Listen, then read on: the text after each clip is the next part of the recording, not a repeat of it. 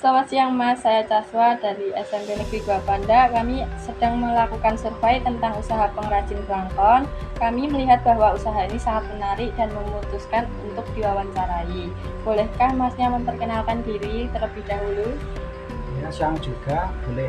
Untuk saya di sini Angga Blangkon ya. Brandingnya Angga Blangkon. Alamat di Gunting RT1 Wilangarjo Pandak Mulu.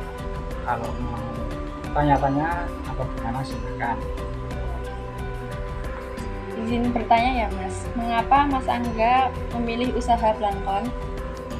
Untuk awalnya ya itu karena terpaksa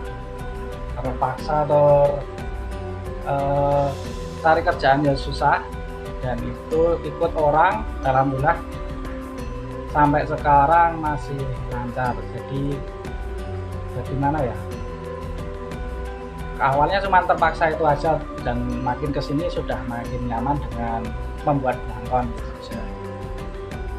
Sejak kapan Mas Angga memulai menjadi pengrajin blangkon? Itu awal mulanya itu pas COVID-19, berarti tahun 2019 itu saya awal jualan blangkonnya. Apa alasan Mas Angga tertarik membuat blangkon? Itu alasannya itu dulunya cuma ya ikut orang itu tadi, terus kan teman-teman di bahasa Indonesia apa itu awalnya itu alasannya itu awalnya cuma tertarik karena sudah terpaksa, dan teman-teman kan banyak di bidang seni dan banyak yang membutuhkan blangkon itu dari pedalangan sama kerawitan. Dan dari itu saya mulai terjun di dunia seni gitu. Bahan apa saja yang digunakan untuk membuat blangkon? Kalau membuat blangkon itu cuma ada kain sama batik.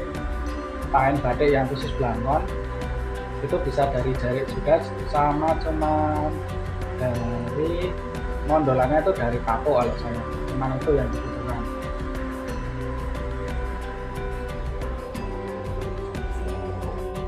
Berapa lama waktu yang dibutuhkan untuk membuat satu buah blangkon? Karena saya produksi yang alusan itu paling enggak cuma sehari satu ya.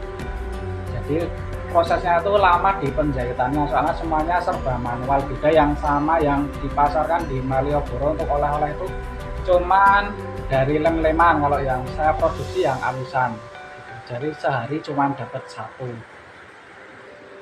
Apakah ada perubahan pada desain? Kalau perubahan itu nggak ada ya, soalnya kalau blangkon itu udah ada pakemnya. Jadi dari dulu ada, kalau blangkon Jogja itu cirinya yang belakang ada mondolannya, itu udah ada pakeman semuanya. Kecuali kalau pelanggan ada yang request bentuk beda motif atau beda model itu bisa, jadi menyesuaikan. Apa tantangan terbesar yang Mas Angga hadapi dalam menjalankan usaha blangkon? Untuk tantangannya ya, karena saya ambil kainnya dari pengrajin lain alias produsen, nggak bisa buat kainnya sendiri, itu jadi cuma motifnya itu aja, jadi nggak ada motif yang baru. Tantangannya itu aja. Gimana Mas Angga menjual atau memusatkan produk tersebut? Saya jualannya itu mulai dari teman-teman, dan sekarang menyasar ke lewat online ya, soalnya banyak dari toko Shopee maupun TikTok sudah ada.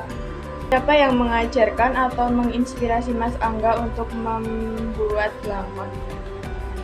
Kalau itu awalnya saya dulu ikut orang ya, karena paling ikut orang cuma 1 tahun, dan dari teman-teman ada yang kepengen dari karya saya.